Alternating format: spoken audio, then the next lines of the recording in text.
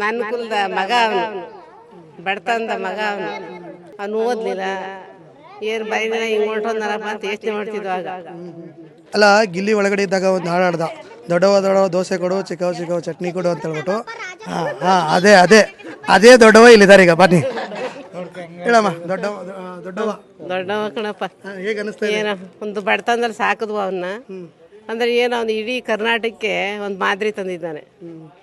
ಒಂದು ಮಾದರಿ ತಂದಿದ್ದು ನಮಗೂ ಸಂತೋಷ ಆಯಿತು, ಇಡೀ ದೇಶಕ್ಕೆ ಸಂತೋಷ ಆಯಿತು.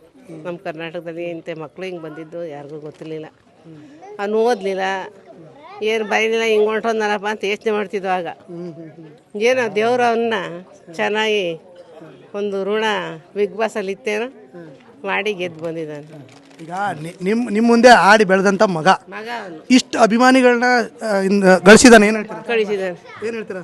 ಭಾಳ ಸಂತೋಷ ಆಯಿತು, ಭಾಳ ಸಂತೋಷ. ಅಲ್ಲ, ಬರೋಕ್ಕೆ ಕಾಯ್ತಾ ಇದ್ದೀರಾ? ಅವ್ರು ಬರೋಕ್ಕೆ ಕಾಯ್ತಾ ಇದ್ದೀವಿ. ತಿಂಗಳಾಯ್ತು ಹೋಗಿ, 3 ತಿಂಗಳು ದಿನ ನೋಡೋದು, ಬರ್ತಾನ ಇಲ್ವ ಅಂತ ಬೆಳಗ್ಗೆ ರಾತ್ರಿ 3 ದಿನದಿಂದ ಕಾಯೋದು.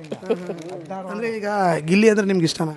ಗಿಲ್ಲಿ ಅಂದ್ರೆ ಇಷ್ಟ ಕಣ. ಯಾಕೆ ಭಾವುಕರಾಗ್ತಾ ಇದ್ದೀರಾ? ಮಗ ಅವನು, ಮಗ ಅವನು, ನನ್ನ ಕುಲದ ಮಗ ಅವನು, ಬಡತನದ ಮಗ ಅವನು.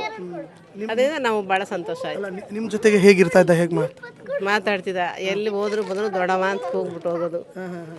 ಒಂದು ಹಾಡು ಹೇಳೋ ದೊಡ್ಡಮ್ಮ, ನಾನು ನಿನ್ನ ಕೊಟ್ಟು ತಗೋಬೇಕು ಅನ್ನೋದು, ಅದೆಲ್ಲ ಮಾತ್ರ ಚೆನ್ನಾಗಿ ಒಳ್ಳೆ ಬುದ್ಧಿ ಗುಣದಲ್ಲಿದ್ದ. ಈಗ ಒಳಗಡೆ ದೊಡ್ಡ ದೋಸೆ ಕೊಡು ಅಂತ ಆಡಾಯ್ತಾನೆ. ದೋಸೆ ಯಾವ ಥರ ಕೊಡಿಸಿದ್ರೆ ಇಲ್ಲ?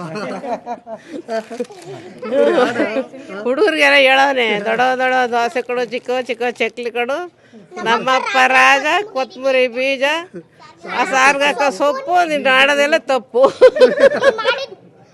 ಇದಕ್ಕೆಲ್ಲ ಇಷ್ಟು ನೋಡಿ, ಚಿಕ್ಕ ಮಕ್ಕಳಿಂದ ಹಿಡಿದು ಅಜ್ಜ ಅವ್ರಿಗೂ ಹೇಳ್ತಾರೆ. ಫೋನಲ್ಲಿ ಪ್ರತಿಯೊಬ್ಬರು, ಅಯ್ಯೋ ಮೊಮ್ಮಗಳೇ ಅದೇ ಕೆಲಸ ಅವಳಿಗೆ.